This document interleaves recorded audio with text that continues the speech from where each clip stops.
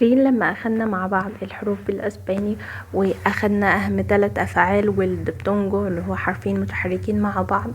وكمان أخدنا الأرقام. تمام، ده كله كويس وهينفعنا. بس احنا النهاردة عايزين لما حد يسألنا كومو تي بريسنتاس ان اسبانيول، ازاي تقدم نفسك بالاسباني، نرد عليه ازاي؟ نرد عليه بكل ثقة وطلاقة. وكمان لو حابين نتكلم مع النيتف نتكلم بشكل كويس وتكون بداية حلوة معانا. فاحنا النهاردة هناخد تقديم كده مبسط ومختصر بالاسباني. هيكون في اسمك وسنك والعنوان والوظيفة بتاعتك، دول اهم حاجة يعني عن النفس. وكل واحدة كل عبارة بالسؤال بتاعها. فانت عشان لما حد يسألك انت مش حافظ بس، لا لازم تفهم السؤال فترد عليه صح. تمام. وبس كده هنبدأ مع بعض، يلا. تمام، انت اول حاجة في التقديم انت هتقول ايه؟ كلمة مرحبا اللي هي اولا.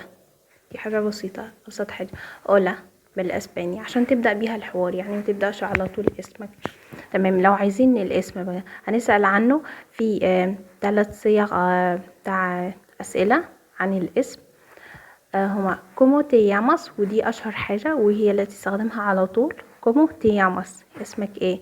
cuál es tu nombre cuál es tu nombre cuál es tu apellido cuál es tu apellido. بس اشهر حاجة زي ما قلنا كومو تي ياماس، دي عن الاسم. لما هرد ميامو آية، اسمي آية، ميامو آية.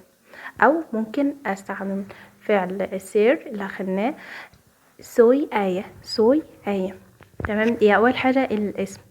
لما هسأل عن الاسم cuántos años tienes cuántos años tienes، عندك كم سنة؟ tengo هنستخدم verbo tener، tengo 20 años، عندي 20 سنة.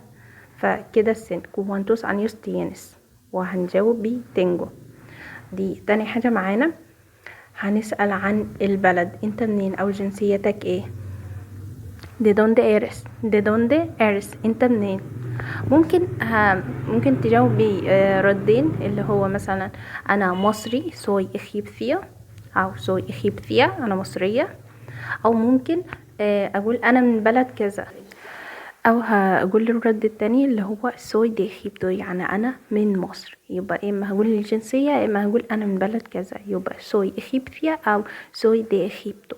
تمام. لو هسأل عن العمل، انت بتشتغل ايه؟ ان كي تراباخس، ان كي تراباخس، انت بتشتغل ايه؟ مثلا انا لو طالب soy estudiante، verbo ser برضو soy estudiante.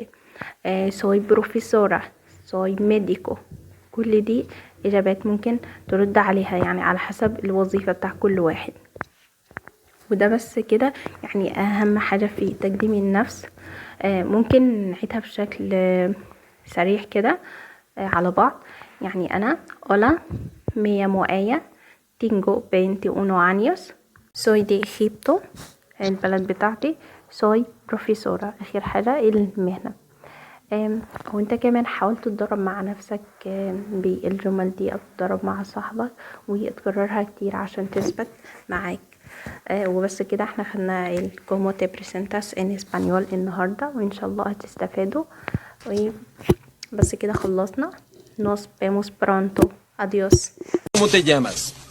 Me llamo Jessica. ¿Cuántos años tienes? ¿En dónde vives?